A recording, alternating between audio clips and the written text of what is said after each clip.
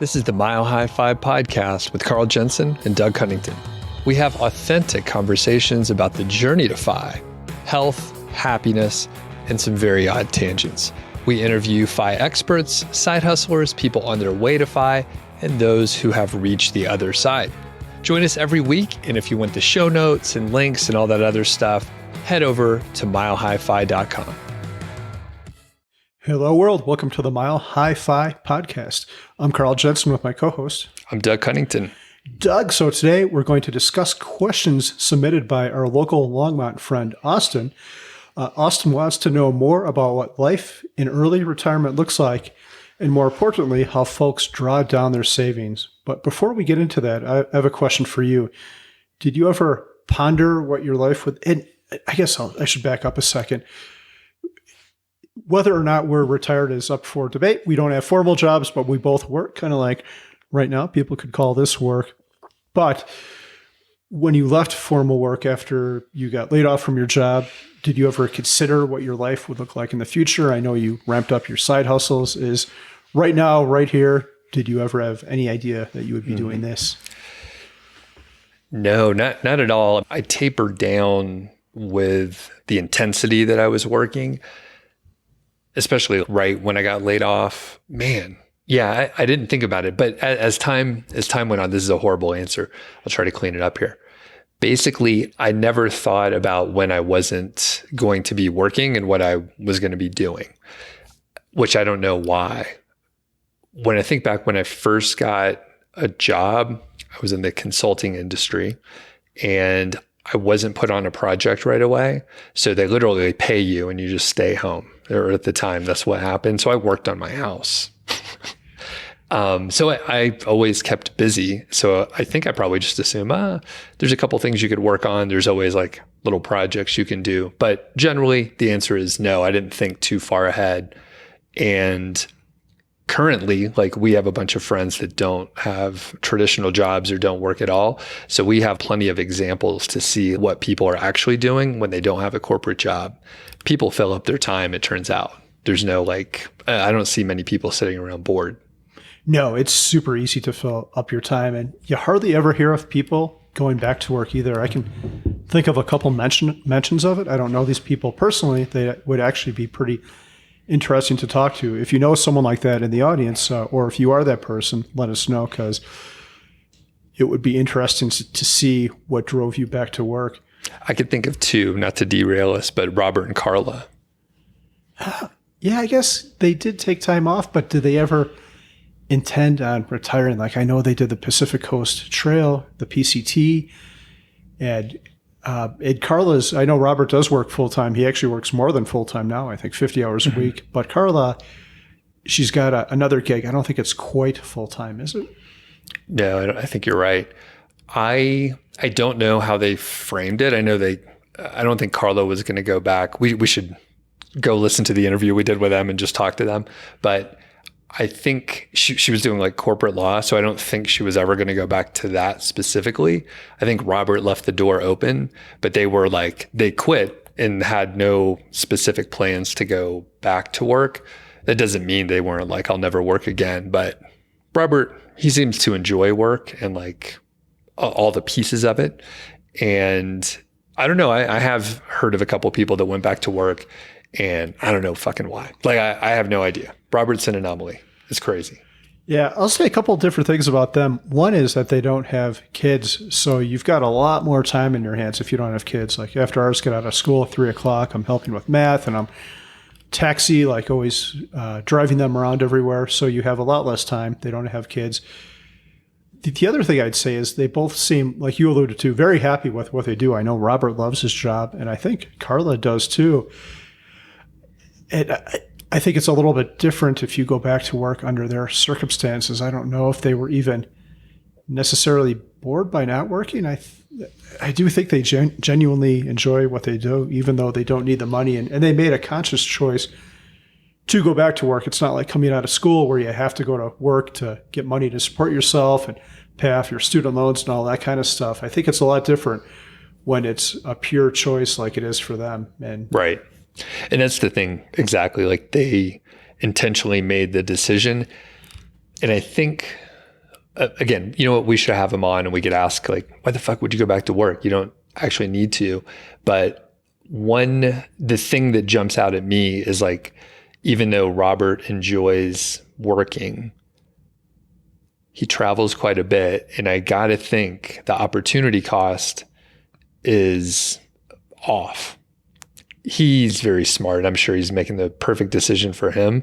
But like, I'm thinking there must be something better that you could do with your time and money and effort versus like doing the work that he's doing. I think there's maybe some social like good that his work does, but at the same time, I'm just like, man, you could do something else. But that's just me.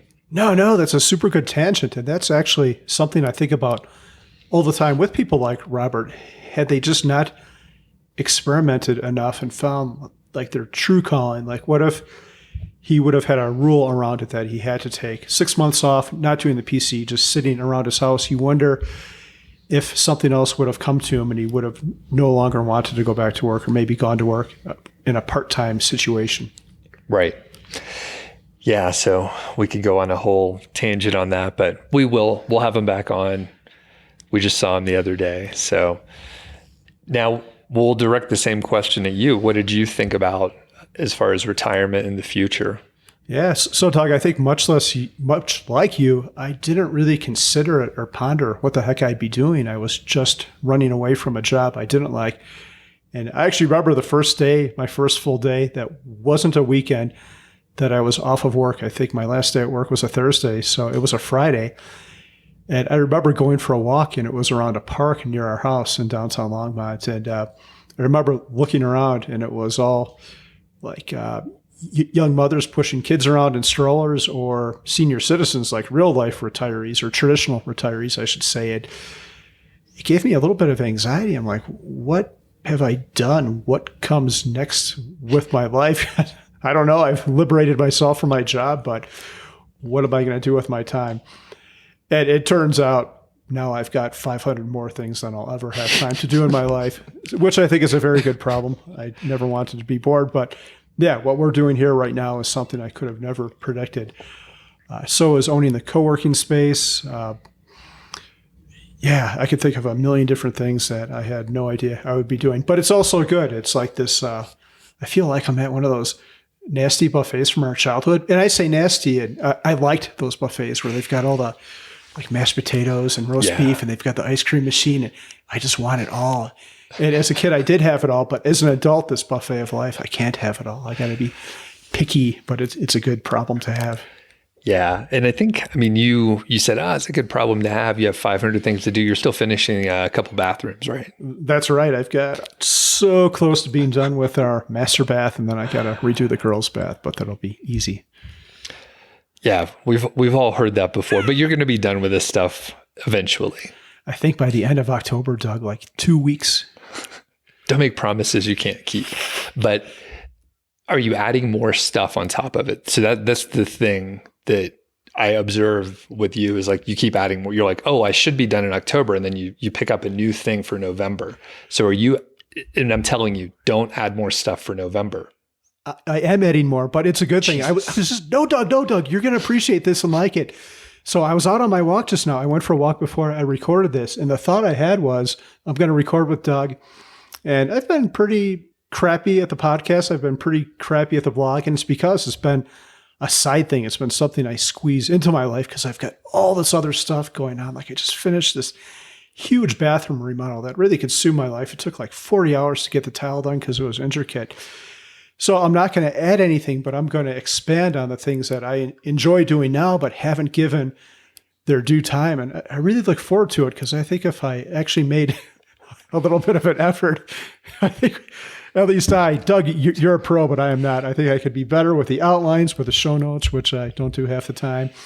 And with the book too, I feel so energized knowing that I am almost truly done with all this stuff. I even outsourced the last big project I had, which is a railing, just so I could move on and get that stuff behind me and work on this stuff, which I would have enjoyed doing the railing, but I enjoy doing this more. Therefore, I need to subtract it more from my life. So, Doug, To be clear, Nice. I am not adding any other additional things, but I do look forward to spending more time on the things we've already been working on. I hope that's a good answer for you. Yeah, that's pretty good. Pretty good.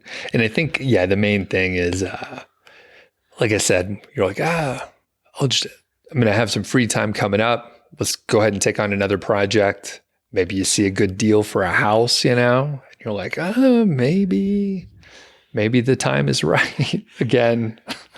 But you won't do that. Okay. I absolutely will not do that. I will give you, if I buy another house, I'll say it right here, I'll give you $10,000 in cash. Okay. That's a deal. I can get a nice guitar with that. Yeah. All right.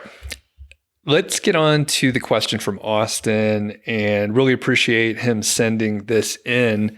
I'll read what I can here. It goes kind of deep, and we're going to break it down in a couple different areas. But one reason this is a great question is it forced us to do a little bit of research and thinking ahead of time, especially you, Carl.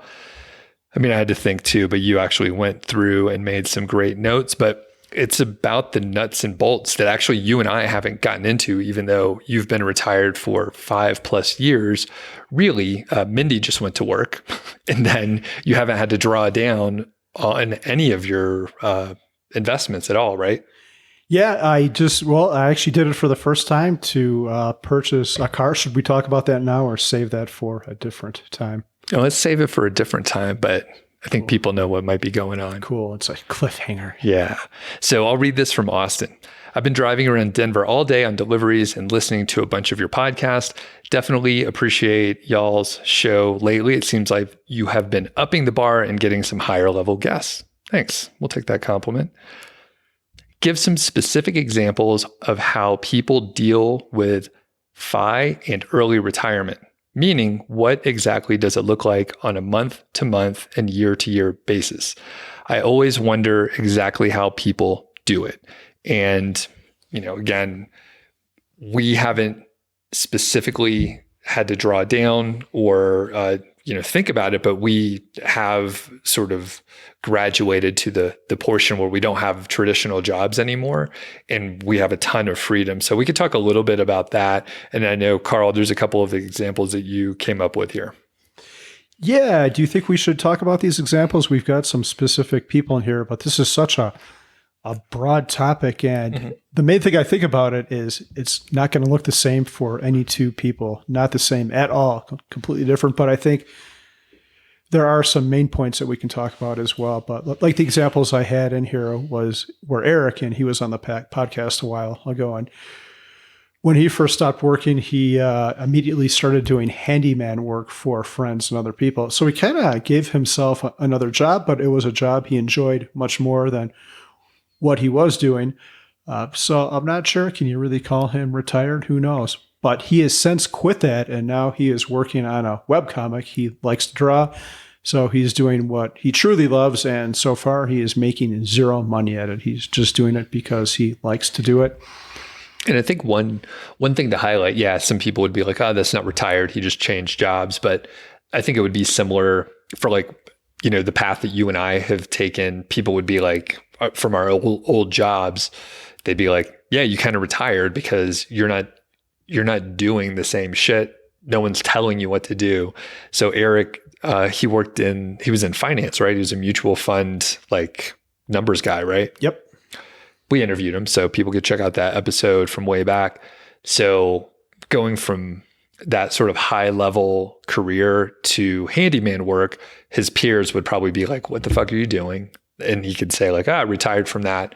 Now I'm just doing, I'm self-employed. I'm doing what I want, and I'm working when I want, and I have full autonomy. So I think some people can go along with that, but per the strictest definition of not working, yeah, some people would be like, that's not retired. Yeah. And the other example I have, which I think might be a perfect example, is Pete, Mr. Money Mustache himself. Because that guy, if he doesn't want to do something, he is not going to do it. And I'm sure there's lots of things that people could point to on the blog, like him and I installed a heat pump at the HQ, and people could call that work. But we really enjoy that type of thing. We've replicated that same project in other people's homes. But the main thing I think with him is he's not going to do something if he doesn't want to do it. He doesn't plan anything. He just likes having his life. an open book and doing things that come to him that he knows he'll enjoy. And that's pretty much it. Like I was looking back through his blog the other day, and he used to write like every week, like tons of blog posts. And now it's like once every 2 months, if we're lucky. He is just and it's because he doesn't want to do it. So he doesn't. If inspiration strikes, he'll do something, but otherwise he doesn't write a word. And I appreciate that too. I mean, he was very enthusiastic when he first started blogging, and he wanted to share ideas and just work on it. And then after whatever, 5 or 6 or 10 years, it's like, it's not as novel. It's not as interesting. And maybe he wants to do some other stuff with his time, which even if it's just, I don't know what he does. He hangs around, walks around, rides his bike everywhere. Yeah. He rides a bike all the time, right? Yep. Yeah. So, okay. And then, okay. I've got one closing thought on this. I think maybe the litmus test for what you do in retirement and to know if you're successful or not should be if it feels forced. If something feels forced, if you don't want to do it, you shouldn't do it. Kind of like the Derek Sivers quote, if it's not a hell yes, it should be a no. So when I wake up, am I excited to work on the book that we're doing? Yes, I am. So therefore I should do it. But anything I don't want to do, I should eliminate that. And I think if you're truly excited about your work and you're making money from it, like more power to you. The Internet Retirement Police might arrest you or whatever they do, call you out. But if that's your passion and that's what you're excited to get out of bed to do, who cares what anyone else thinks? I think it shows you arrive too if people call you out. Like no one's called me out for anything. Or you know what? I just wouldn't be aware of it. It'll happen, Doug. Yeah. We get it. I say it all the time because it cuts. It hurts when we get those negative reviews. People are just mean. And I think maybe that does mean we made it. They don't treat us like people. Yeah, they treat us like animals. Okay. But we have feelings too, audience. We're very fragile. Yeah, you can be constructive with your criticism. You don't have to be mean, or you just don't have to listen. We're trying to help you out. We're paying money to do this, which is actually true. We have taken 0 ads so far. If you do have complaints, leave YouTube comments. Helps the algorithm. So, okay. How do you want to wrap this up? You had some main points here. Real quick, I think there's some main points to early retirement. In this, we're going to have, I think, maybe a 3 or 4 part series on happiness, Doug. I've actually started writing all these, and I think it'll be super good. But one of the things I've come to is a routine is super important. Like you're going to have to do certain things in your life, like exercise, make food, get up and do all the things you have to do to take care of your life. If you have kids, that changes everything too. Like we alluded to before, kind of half your time is gone because they're around asking you to drive them around, and they need to eat and they need clothing, and they fight. You have to break up fights. So Eric once said, you're not truly financially independent until your kids are out of the house. And I think that might be the wrong wording, maybe like life independent, like you've got that restriction. And we all chose to have kids, so most of us did. So it's on us. This is going to be different for everyone. What makes you want to wake up and do stuff is not going to be the same for anyone else. And you have to figure that out for yourself. And that's difficult. Again, we'll talk more about that on our happiness episode. But then kind of a big one is things evolve over time. What makes you happy as a kid, from a teen to when you're a college student to when you're working to retired, it's different. And you have to be thoughtful and introspective and always considering that as you move through the phases of life. But again, we'll save all that for our happiness series, which will be coming up sometime. And one thing as far as like how retirement can look different, we're in our 40s, right? You're in the tail end, clearly you're a little older. But the thing is, I had my professional career from about 10 years. So I'm kind of looking at like 10-year segments of like how my interest has shifted. And I suspect it'll keep going because that's the way the last few decades have been. And I'm sure I'll get bored with some of the things I'm really interested in now. Like 10 years ago, I was spending a ton of time brewing beer and just like that whole subculture of like brewing beer, homebrew competitions, judging beer, breweries. And now I'm still interested, but not the same level that I was before. And I'm sure it'll shift in the future. Do you have similar observations of like what you are interested in and how it's changed over time? Or do kids just wreck the whole thing?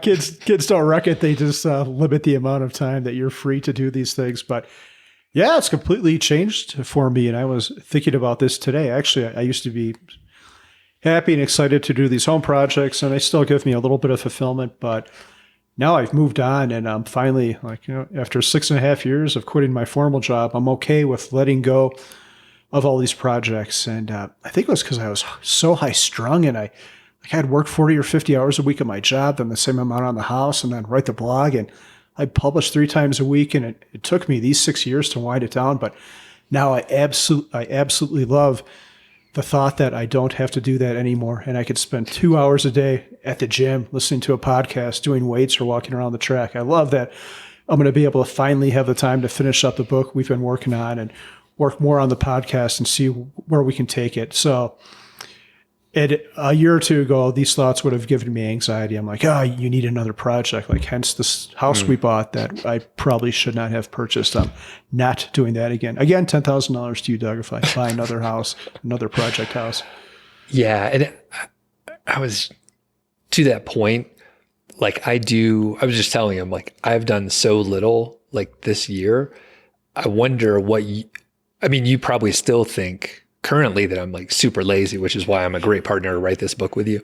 But if you would have bumped into me those years when you were working like 100+ hours a week and you saw how little I was doing, you'd be like, what is wrong with this guy? He's not motivated to do anything. But really, I'm just well rested, and I don't have the same, luckily, I don't have the anxious tendencies that a lot of my friends are like that.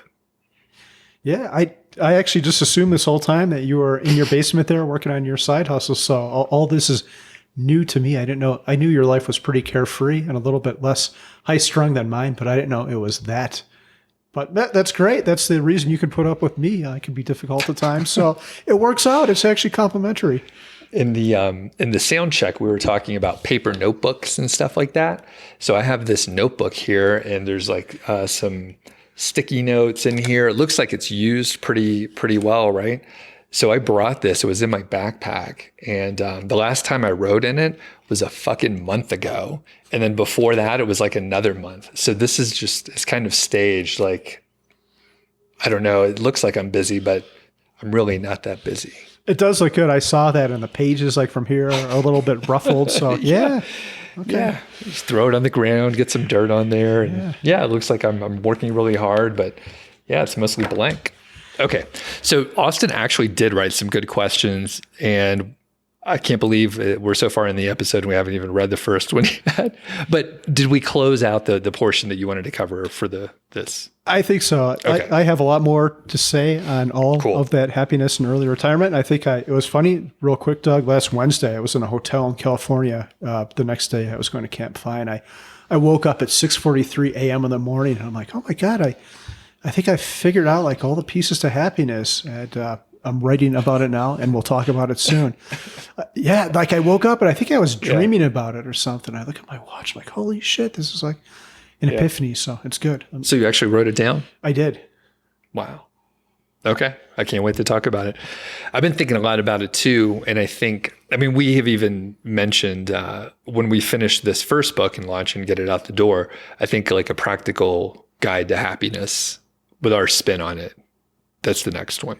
So maybe it could be a good graphic novel. I know you said in the past on past podcasts that you're very skilled at drawing male genitalia, but I don't know how good you are at drawing anything else. But I guess you could draw people representations. Yeah, you can. They all have personalities, and don't leave that notebook around. I'll just tell you that. So a graphic novel for book 2. Stay tuned. But on happiness, it's gonna be great. Yeah. There's going to be a lot of characters in there. Okay. Back to Austin's email. So he says, I'm interested in how people are drawing down and not adding additional income streams other than passive income. So quick little note, he did use passive income in there, almost nothing is passive. So even if someone like describes a business model and they're like, hey, this is passive, there usually is like setup and then ongoing maintenance. So it can be minimal, but almost nothing is passive. Can you think of anything that's really passive other than like index fund investing where you can literally like not do anything? A mutual friend of ours, Boulder Steve, just has all his money in pure cash because he has enough where he can survive. Like he could just take the cash out, not count on it earning any interest, and live on that for the rest of his life. There's a blog post on J.L. Collins' blog, which we'll link to in the show notes. And I'm opening up my notebook so I can make a note of this. There's a dick pic. Is that you? No, just kidding. But yeah, hardly anything is truly passive. You're going to have to do some kind of, even with a 4% VT SAX portfolio, they're still rebalancing. You're going to have part of it in bonds and probably rebalance at least once per year. Okay. So, the heart of the question, we'll get into some of the details. And Austin gave us specific examples, maybe like people with real estate, people with index funds, and the drawdown strategy. So I'll ask the question. Carl, you're more the real estate guy, so I'll let you kind of answer it, and then we'll go back and forth. So Austin says, how do people with paid off rental properties handle retirement income from those? Do they take monthly rental income payments? Do they reinvest some back into the properties? How do they actually manage this? Yeah, so I think this one is pretty simple. We actually have a rental property now, and what we want to do is make sure our emergency fund is taken care of first. I think most seasoned landlords would have this. So you've got X amount of money to take care of a roof or a furnace or anything else that could go wrong. How much you want to keep in that is dependent on your level of risk tolerance. After that, most people would want to have a cash buffer for a vacancy. There might be a time where your unit or house is empty for like weeks or months. You want to be able to write over that part of your house, a vacancy. And then after that, most rents are paid monthly. I've never heard of anyone doing anything else. Sometimes you hear about someone who wants to go in there and pay you like a year's rent up front, and that could sound very appealing, but that's a big warning sign. Like maybe they want to have a meth lab in your basement or grow pot or do some unauthorized thing. So what they're trying to do is minimize interaction with you. So that can be a warning sign. So I would say the real basic and easy answer is I would suspect most landlords just live off that monthly rent payment. And I facilitate this through apartments.com, which is great. They have all kinds of tools on there, and it is completely free, which is, super nice tool, apartments.com. Do they market stuff to you or something? Like why nothing's free, right? So what they do is they're kind of like PayPal. So if I pay you through PayPal, it'll take a couple days to get the money into your account unless I want to pay a fee. So if I pay you that fee to get the money in there instantly, PayPal makes money off that.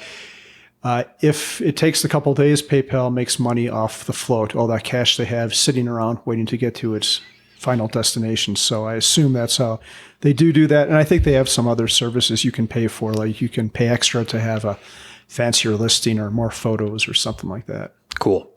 Do you have guidelines for the emergency fund and the buffer for vacancies?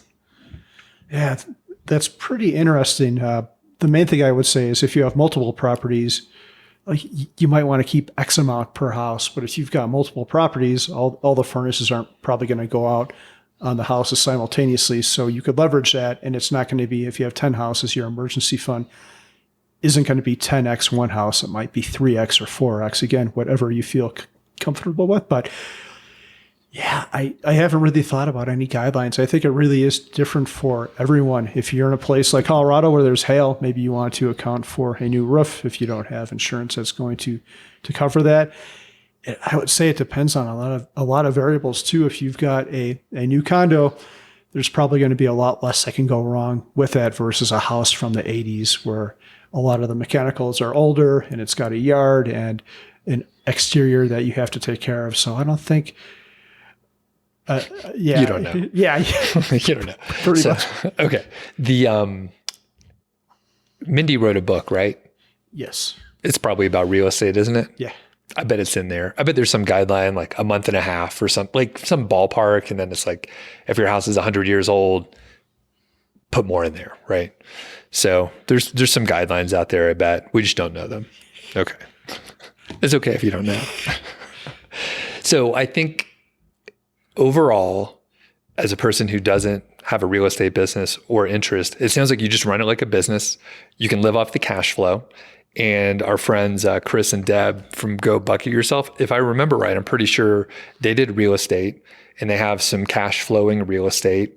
And that was their quickest path to retire early, but they don't have a desire to like have a huge portfolio. So they just have a few properties and it's what they need to go along with their other investments. So overall, if you have like real estate income, it's just like regular income. You run the business, reinvest if you want, make sure you have like some cash to deploy in case of emergencies. Is that a good summary? Yeah, I would say so. If you're interested in real estate, maybe get a mentor.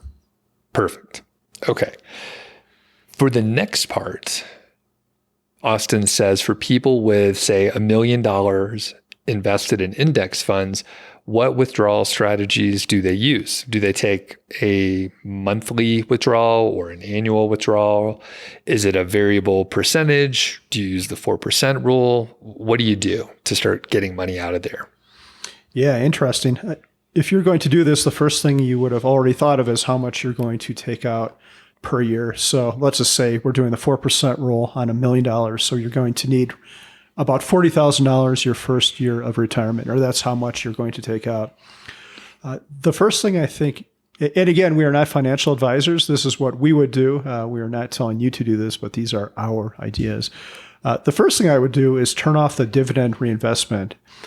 I think the dividend yield on VTSAX is currently about 1.5%. So let's say you've got $1 million in there. Turning off dividend reinvestment is going to give you about $15,000. So you're going to have to come up with $25,000 in additional money to live. And very simply, you're going to have to sell some of your assets. I think that gives people a lot of anxiety, and I don't think it should, because it's not like you're going to be it's not like that mountain of money is going to be dwindling. And the reason is the 4% rule. We've talked about this and for an infinite amount of time. That is the worst case scenario. So in most years, your portfolio is going to perform better than that. So you are going to sell 4% of it off. But at the end of the year, your money pile should be bigger than what it was when you started. You recently sold some stock, right?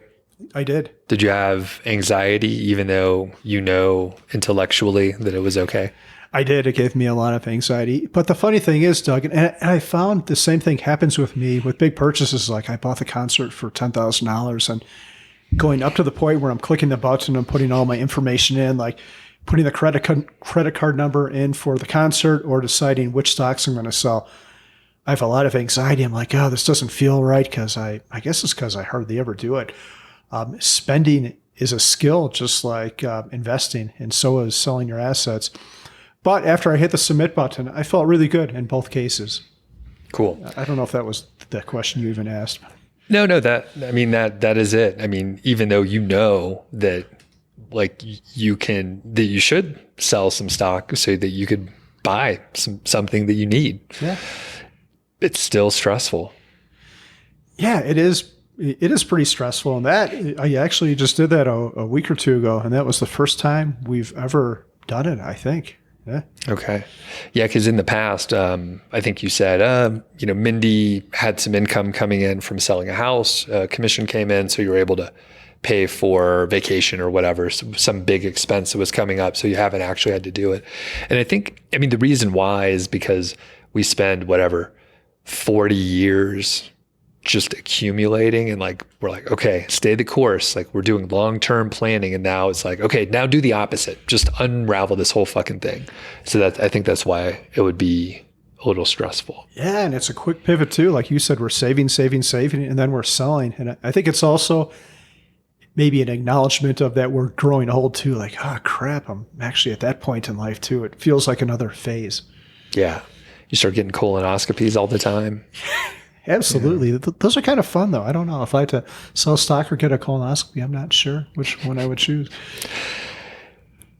Yeah, I think I know which one I would choose. But you know what? I'm going to have one coming up here. I'm about to turn 45. So, yeah, You'll have to give me some tips. I'm looking forward to some of the other, I don't know, can we talk about it? But the holidays are coming up. There's a little bit of a different flavor of the lube for the home colonoscopy kit. Yeah, we'll have a formal commercial soon, but we've got the home colonoscopy kit, which is called A.S.S.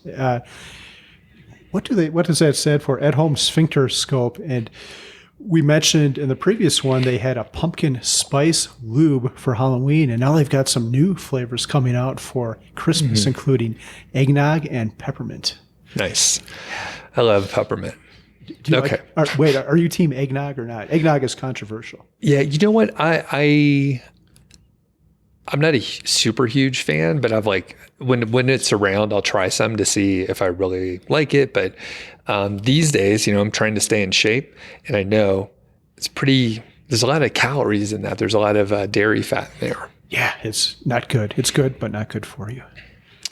Okay, so back on track here. So the first thing that you would do is to stop reinvesting the dividends. Yes. What's next?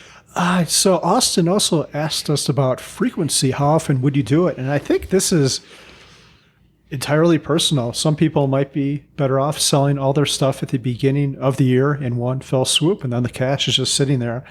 That's personally how I would do it, because that causes me to pay less attention to my portfolio, which is a stupid activity. But other people, and I don't think my answer is the best, because over time the stock market goes up. Therefore, you should want all your money in there till the last possible second when you need it. So I think the more frequently you're willing to do it might be better, maybe on a monthly basis instead. But then that's just another thing you have to do. So I think it depends on the person. How would you do it, Doug? Similar to you, I haven't had to do this before, but I think I would set up monthly, like an automatic sell, right? You could do that, and then payout, right, to go to your checking account from your brokerage account. So I think that would be what I would do on a monthly basis. But I would probably make the decision at the beginning of the year, or annually. It doesn't matter when, right? So annually, make that decision based on what your plans are for the year, and perhaps the stock market performance from the last year or recently, and then probably quarterly, right? Because I don't want to be in the portfolio like trying to make evaluations, like should I take money out? Like you set it up at the beginning, but I would have checkpoints quarterly just to be flexible, right? So there could be a big upswing or a big downswing that might change my decision, and we could change our decision. We don't have to stick to the thing that we decided at the beginning of the year. And I think that's probably what I would do. That way you have a little bit more flexibility to be adaptable, but you have made the decision early on, and then you can stick with it. I like one thing in particular that you said, and that is the automation part. So it's kind of like having a job where this money just magically shows up in your account, but you don't have the work part of it, and that's pretty cool. Mm-hmm. Yeah, and I think it just some of our friends, I'm sure someone has told me, oh yeah, the money just goes to my checking account and then it's there. And maybe it was, did Brandon do this, Mad Fientist, where he was like, money goes in there and I have to spend all the money in that. He's experimenting with some spending. And does this ring a bell? I know Mark Troutman does that for his fun bucket concept. I'm not sure about Brandon. Okay. So if that's not true, sorry. But anyway, perhaps monthly is a good way to do it. Some people may do it annually. I haven't heard any other suggestions. It's usually monthly or annually is what people talk about. Yeah. Okay. And as far as the amount, so Austin wondered if you do a variable percentage or if you just use the 4% rule. What would you do, Carl? Yeah, I guess it just depends on the needs for the year. If there's anything that's certain in early retirement, it's that life is uncertain. And I don't mean that in a bad way. I mean it in a super good way. It's pretty easy to plan a life where you're working and you might have like 3 or 4 weeks off of work every year. But when you're not working, all these things come up. Like we just went to Hawaii and we weren't really expecting to do that at the beginning of the year. It kind of came up, and then we went on a helicopter ride and then this concert. None of these things I had planned for. So for us, I don't think we could automate it as well. Or if we did, we'd have to revisit it frequently and maybe up the money or take it back down depending on what our plans are. Okay. And I think, I'm not sure how we're going to end up doing it, but one thing that we've been looking at a little bit more is the actual withdrawal strategies. And typically, we talk about the 4% rule because it's the most popular, the easiest to understand. So news stories can cover it, and then podcasters can talk about it ad nauseum. But typically, people are probably going to have varying expenses. And logically, if it's a down year, especially like early in your retirement, you're holding the risk of the sequence of returns, right? So if you have down years and you're taking out what is a higher percentage than you intended because you're looking at like a fixed amount, say $40,000 a year, it could throw things off. So I think most people would end up having a variable percentage that they withdraw based on their plans and then the market performance.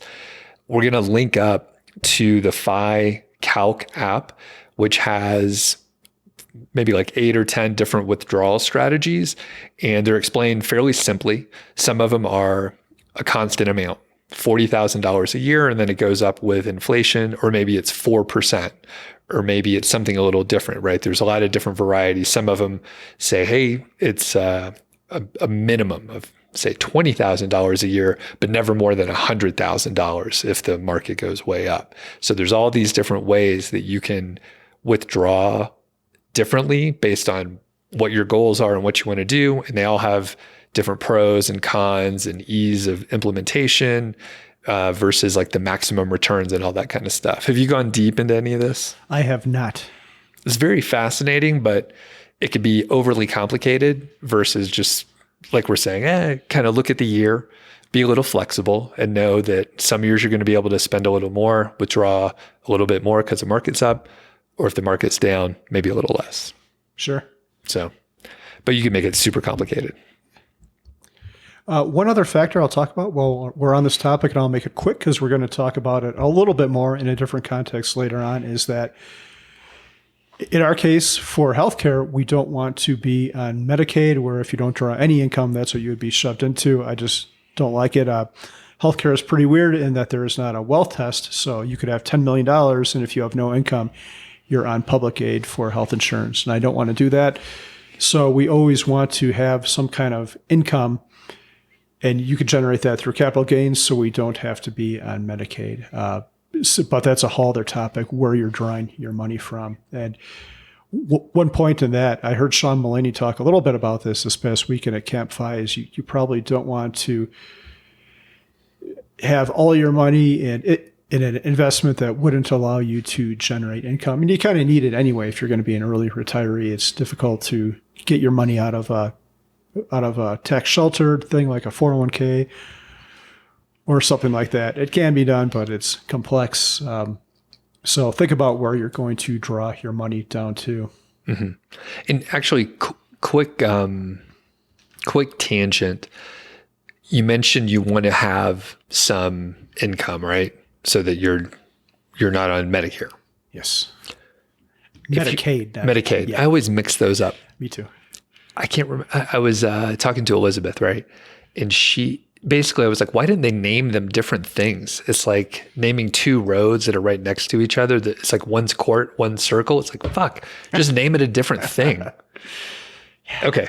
The point is, what is the point? What was I going to? Okay. So you want to show some income, but let's say you're spending $90,000 a year in your household, right?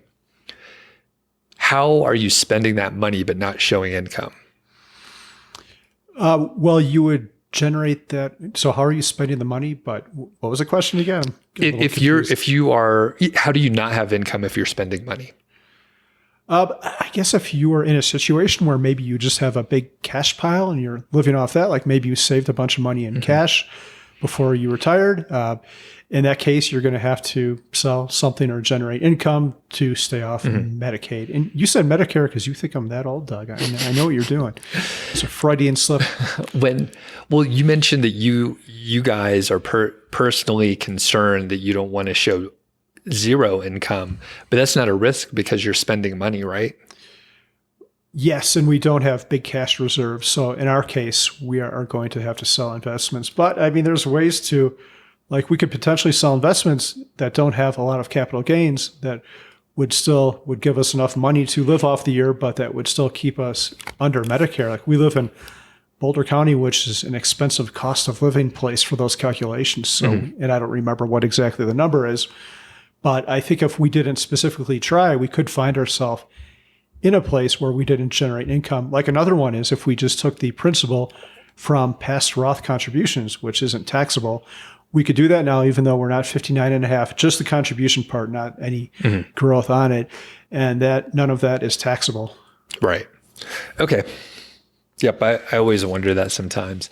And you actually told me a similar answer off the record once. So I was letting you shine there. Okay. Ready to get into a couple of the others here? Yeah, let's do it. What are some of examples of the withdrawal systems that early retirees use for predictable income? Do they set up automated transfers on a schedule, move money to checking as needed? Yeah, Doug, I think you kind of nailed it with your past answer. You can go in there and automate it so money just shows up in your account. And it depends where you're getting your money from. If you've got the rental house, that money should just show up in your account too. There's ways to automate pretty much everything in modern life. And I think you should err on the side of doing that too. It gives you one less thing to think about and one less thing to log on to and have to do in life. Yeah, there's probably some other options, but yeah, that's probably the simplest, and that's usually the best way to do things. All right, next. How do retirees deal with required minimum distributions, RMDs, from retirement accounts like 401ks or traditional IRAs? Do they withdraw more than needed and invest the excess? Yeah, so this is super interesting. I just learned this past weekend that the RMD age was raised to 75, and I think the average lifespan in America isn't that much older than that. So some of us won't have anything to worry about because we're just going to buy the farm before it becomes an issue.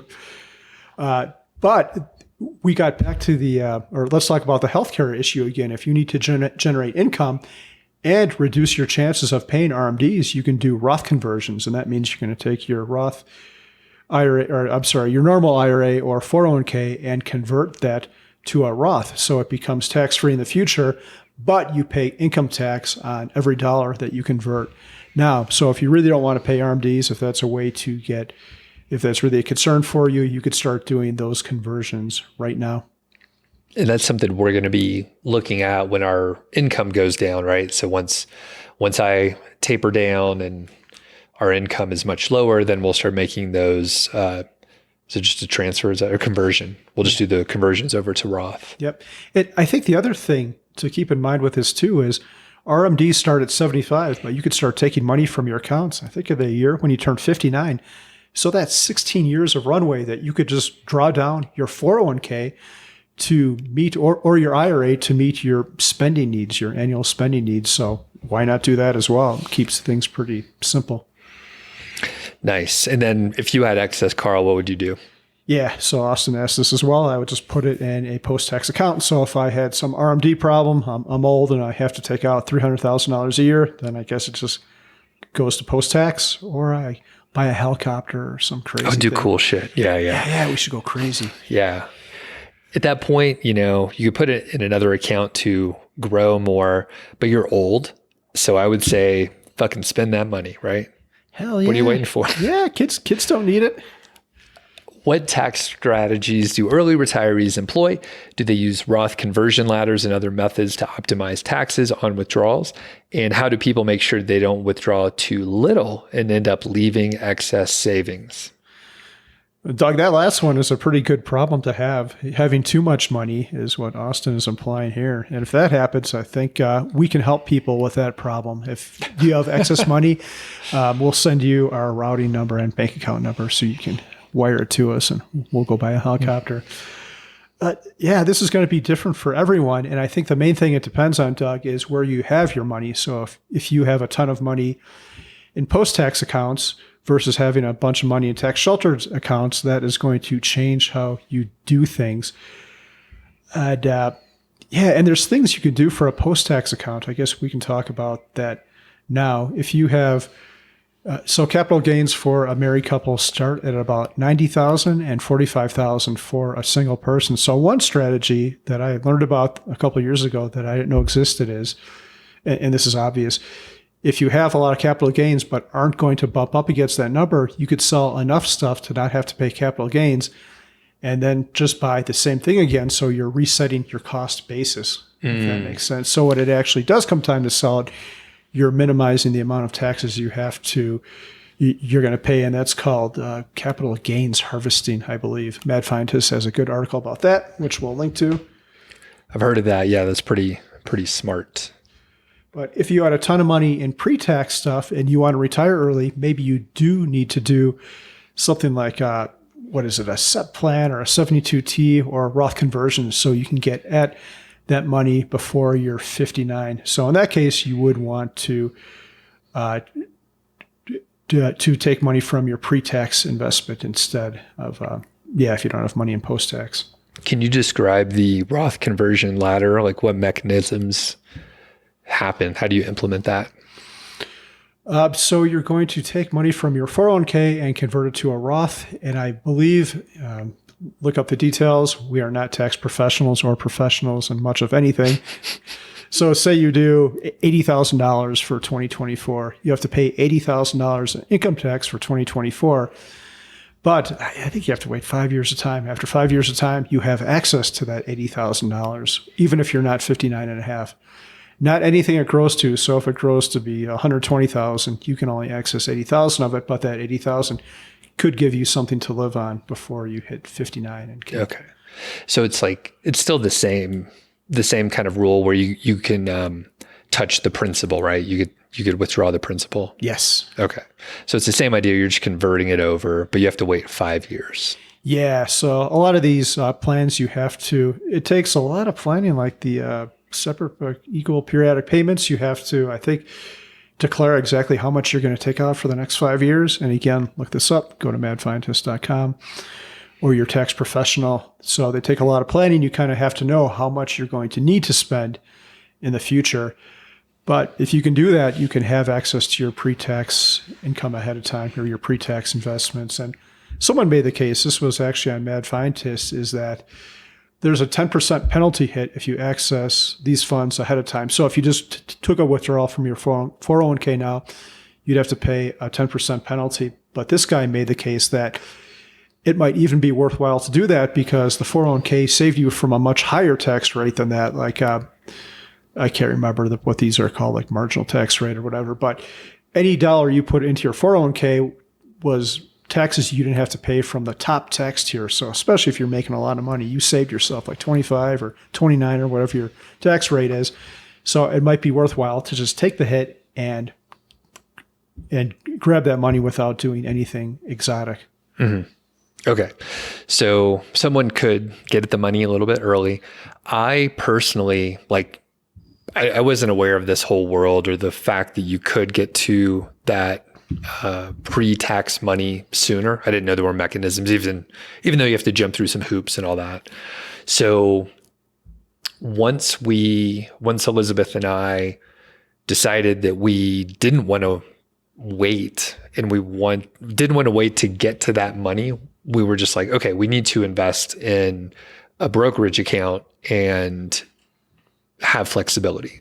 So we lost some of the tax benefits. We paid more taxes for flexibility, right? So everyone has to make their own decision.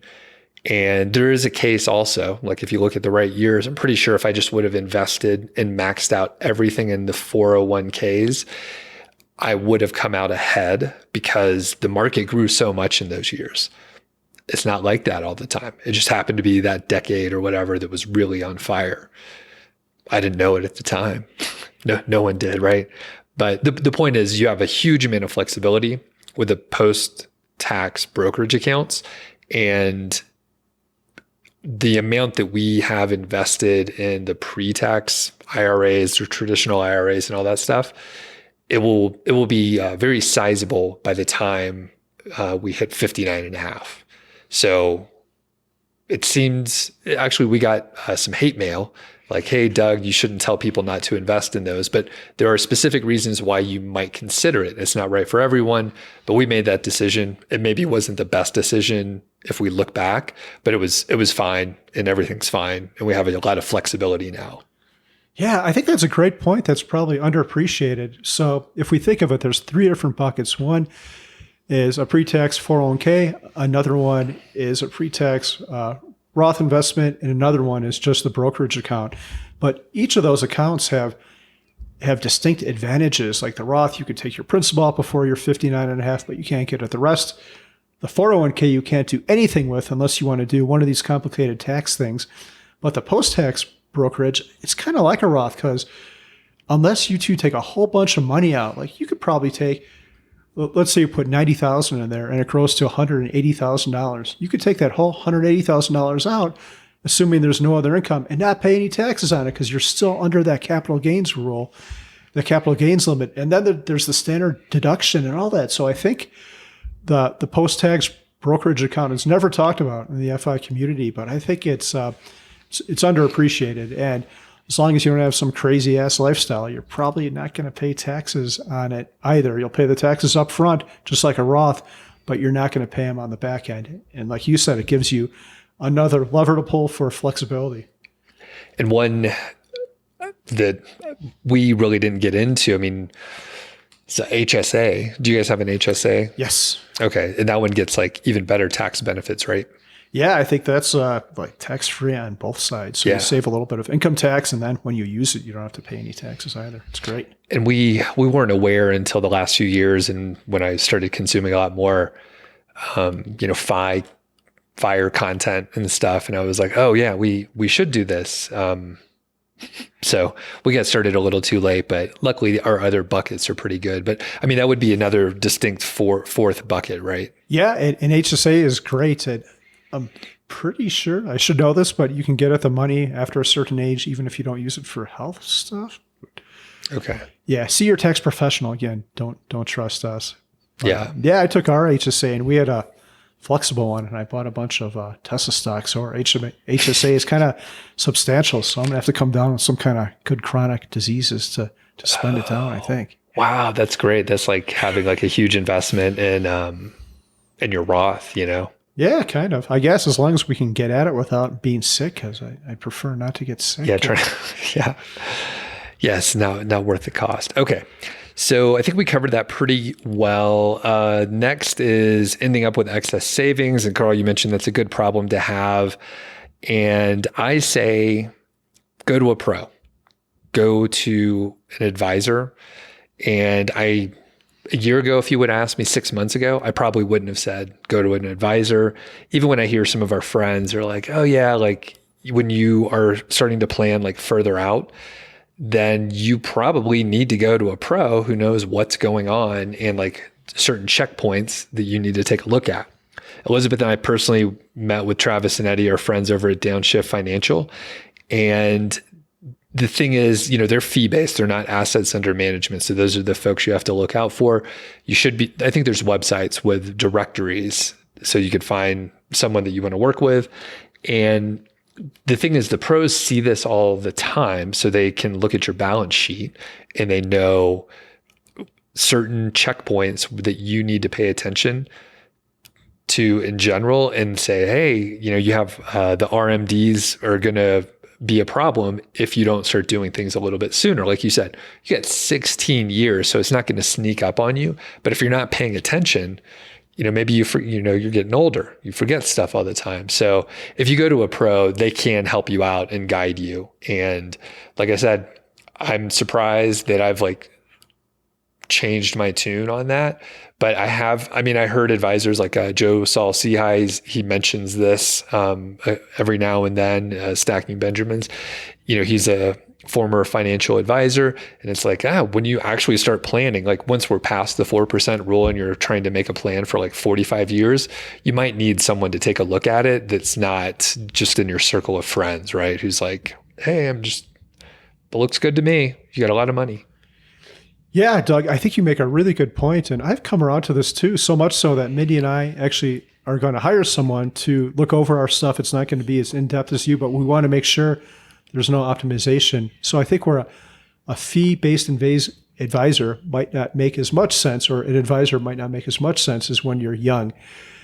It's going to be a more significant proportion of your savings and all that. So you're going to pay a lot more for it. And things are pretty simple when you're young. Let's just max out our 401k. But as we get older, it gets a lot more complicated, right? And especially there's the investment part, but then there's the life part too. When you disengage from a job, you're not going to have the income. So you're going to have to depend on that money. Like if an advisor might be able to give you one piece of advice that could save you maybe hundreds of thousands over the long term, just a tweak to what you're doing, like maybe taking money out from the 401k to avoid those RMDs later on or something like that. And like, I know Eddie and Travis, those guys are super smart. Like they talk on our Discord and I know those guys know what they're doing. So I've come around to this too. While we won't go to the same level as you, I think it's definitely worthwhile, especially if you've got all these different buckets to have someone look at it. Hey, I've got 1/3 in brokerage. I've got 1/8 in a Roth. Like, is this where we should be? And if not, what could we do to optimize it? Yeah, exactly. And that's a great example. We just kind of lucked out. We kind of have the right proportions in the various buckets. And it was kind of dumb luck. I mean, we planned ahead and it worked out okay. But like, if we had all of our money, all of our nest egg in pre-tax, we would have to fucking figure out how to get it out. And it's not, I mean, there's things you could do, but it's not a slam dunk. Like the Roth conversion ladder, 5 years, right? Like we would have had to take a penalty basically, or keep working for 5 years. Yeah. So, okay.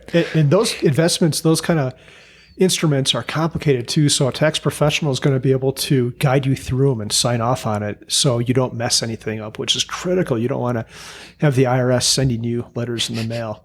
Yeah. One other thing I want to go back to real quick is we talked about the excess savings, and one thing people could do is support our podcast over on Buy Me a Coffee. One thing we did, we have Chris, who very kindly volunteered to help us out. He wouldn't take money from us. So one of the things we did with our proceeds from the Buy Me a Coffee is we bought him a Camp-Fi weekend. So I just met him for the first time. Super great guy. His wife made me a Taylor Swift t-shirt, which I'll wear on a future episode. So it would be nice to cover the cost and to be able to pay people to make this podcast a little bit better. Maybe edit it so I don't sound so stupid too. There's only so much that editing can do. You also get extra content over on Buy Me a Coffee. So we've been recording videos of progress of the book that we're writing, and we release those early, and then people at Buy Me a Coffee get to see it. We also we just do post occasionally. We're not super regular with it, but we do post some extra content out there. The other thing that we end up doing, one reason we're in the hole, we're just nice people and generous, as everyone knows, but we buy t-shirts and we just give them out. Like there's like a couple people have purchased t-shirts and we really appreciate it, but there's not that many. We usually just buy stuff and give it away. And I got a batch of stickers and you were giving some out. There's some special edition asparagus ones as well. But yeah. It's surprisingly enough, Doug, I was telling Doug about this offline. I put all three equal amounts of all three stickers out. And were the asparagus ones the most popular? I think they might have been, which surprised me. Yeah. Or I thought you said the ones with our face on there. Oh, yeah. And maybe that's why I was surprised. I was surprised too. Yeah, I was unsure who'd want that. But another thing, Doug, is we just bought a Cricut machine, if people are familiar with that. So I have all this ideas for custom swag. And what we're going to do when we come out with a book for Buy Me a Coffee supporters, we're going to have packages where you get a book and maybe a t-shirt, maybe an old school one, or maybe even like a custom one that's a 1 off or a 5 off. Yeah. And we've got some pretty cool ideas around that. And that machine's supposed to show up Sunday. I think all in, like I spent $600 on all that stuff. But you did? Yeah. Wow. We could make some. Yeah. So Doug, real quick, I ordered a bunch of like the tri-blend I could sell to Doug. I'm into good t-shirts too, but Doug is into it more than me. So I could sell to Doug. He told me, what t-shirts do you get back? Doug, we need to come up with swag that no one else has. And I'm thinking, I don't know if they have this, but like tri-blend underwear. And then we could have Mile Hi-Fi, like boxers, or like maybe thongs if that's what you're into, or whatever. A thong wouldn't give us that much real estate to put our logo on, but we could maybe on the front, I guess. Yeah. Yeah, probably in the front. That makes sense. It's real odd to end on this note, but you had a question for the audience too, right? It is odd, but Doug, I just love the idea. Like some people have diversified into socks. And it's kind of a statement for us. Like, we're not trying to advertise because a t-shirt like socks, other people see it. We're just trying to give you something you need. So here's Mile Hi-Fi underwear. Imagine the surprise on your partner's face when you disrobe and there's a fluorescent biplane on your private parts. Yeah, that will be shocking. It'll be great. Okay, let's end on that note. So we're going to talk. So Austin was very curious about what retired life looks like. And for any of you who are out there, what does your retired life look like? Do you still work? Do you have income? Do you consider yourself retired? If you do, what does your daily routine look like? Leave a comment on the Facebook group, the YouTube channel, or send us an email, and we'll have links to all three of these in the show notes. Thanks for listening to the show. That was the Mile Hi-Fi podcast, and I'm Doug Cunnington, the balder host, and Carl Jensen is the cool, sexy one. If you dig the show, please do 3 things for us. Number 1, tell a friend, a family member, an enemy about the show. We really don't care who you tell. Maybe forward them a specific show that you know that they will like. It's the single most helpful thing that you could do to spread the word. It's like giving us a virtual high five, and actually we don't give high fives in person, so the virtual kind's pretty good. And more importantly, your friend or family member or even your enemy will appreciate the fact that you were thinking of them. Number 2, make sure you're following or subscribed on your podcast app, Apple Podcasts, Spotify, Overcast, YouTube, whatever you're using, and that way you won't miss a show. And number 3, please leave us a rating and review. We read them on the show occasionally, and you might hear yours out there on an upcoming episode. Quick disclaimer, this show is not financial or legal advice. I'd actually be surprised if it sounded like it. It's really just for entertainment, and that's at least what we're hoping for. But seriously, get advice from professionals. Carl and I are just 2 guys with microphones that sit in my basement and talk. So we'll catch y'all next week.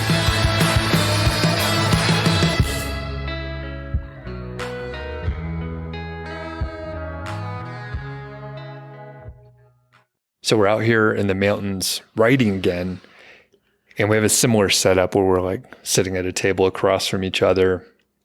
And I noticed, well, it's a fucking mess. First of all, there's like wires everywhere. We're recording, so I mean, there's headphones, there's microphones, there's like a million USB cables. I'm sure we're violating some kind of fire code with all the daisy chained just electrical sockets we have going on. But there's also a lot of paper notebooks. So I like to write by hand. I see you have a couple actually. So do you prefer like a paper notebook versus like writing your notes or whatever in an app? Yeah, that is a great question, Doug. I'll show you my first notebook. Did you wonder why I had a Hello Kitty notebook at all? Or I've seen that a couple times, but you know what? I just thought it was something that was really important to you. No, Hello Kitty is actually not really important to me. I don't care for, or I don't dislike Hello Kitty. I just don't know much about her or him. I guess it's a her because she has a bow, but okay, I'm going down a rabbit hole, or maybe a cat hole that I shouldn't go down. This was free. They had a free rack at the Longmont Library where people can dump off their old magazines and books, and this was on there. It had not been touched. So I grabbed it, and I do like writing. It's nice to have by the side of the bed. Sometimes I'll have ideas before I go to sleep, and I don't like having my phone or an electronic device. And it's just something I can have in my bag, which I take with me at all times. And yeah, I do like the written word and writing. I'm curious, what is the appeal of it to you? Probably a little similar. I get distracted, with our phones or apps or whatever. And I think whatever back in the day, 10 years ago, it's like, oh, there's this app you can use and syncs all this stuff together and blah, blah, blah. And I would try that stuff, but it never actually helped anything. I would like partially set things up and then like never use it again. There's probably 3 or 4 apps that I did that with. The other thing is when you write it by hand, it like forces you to go slower anyway. And I was reading some article, I can't remember the context or any of the details, it doesn't matter, but like it was kind of about the bullet journaling method, I guess. Have you tried that? Are you familiar? I am familiar with it, but I have never tried it. So similar to the apps, I kind of started doing it, but I kept it up for much longer. It's a lot more adaptable than some of what I felt like the apps were driving me towards. Anyway, in the article, it mentioned the bullet journaling method kind of forces you to do like repetitive things. So let's say you have a task and you didn't complete it that day, you would need to carry it over to the next day and like rewrite it. So it like forces you to think, well, I skipped it for 4 days in a row. Am I really going to do this? Does it actually matter? And then things just fall off. So anyway, I have a bunch of like paper notebooks and it looks like you snatched that from like there was a young girl that wanted to get the Hello Kitty notebook from the library and then you took it away from her or something like that. I probably sort of left it there for someone who would have appreciated it more than I did. But it was sitting there. No one picked it up. I'm sure you didn't take it from a kid, probably. So yeah, I like paper notebooks. Now for our writing, so we're writing the books and working on that stuff. What do you use the written, like handwritten notebooks for in the writing process? Whenever I have ideas, I get out my notebook and write it down. So this thing is turned into pages and pages of disorganized notes and thoughts. So then I have to open my computer and find a way to make sense of them all. But like all the time throughout the day, I'm always thinking about the book and other things. And if I don't write it down, it's super annoying because I'll remember that I had a great thought, but I have no idea what the thought was. And it usually doesn't come back to my brain unless I can try to go down whatever line of thought I had at that time. I can't resurface it. So whenever I do have a good thought, I need to write it down immediately. And that's what I use the notebook for. I can't remember if it was Stephen King or someone else who was like, don't even worry about that. If it's a really good idea, you'll have it again. That is not the case with me. I don't know. Maybe I'll look that up. That could be a section in the book. Because I've tried, I bring a notebook around in my pocket sometimes and try to write stuff. And then either I forget or the times that I write it down, it's just, it's in the notebook. I never get it out of there. So if it's a good one, I'll have it again. I'll just count on the universe to make sure it resurfaces. I don't know. Okay. Yeah. For me, I think we have the video froze up here. So I'm going to have to check something, but we'll see how much was recorded here.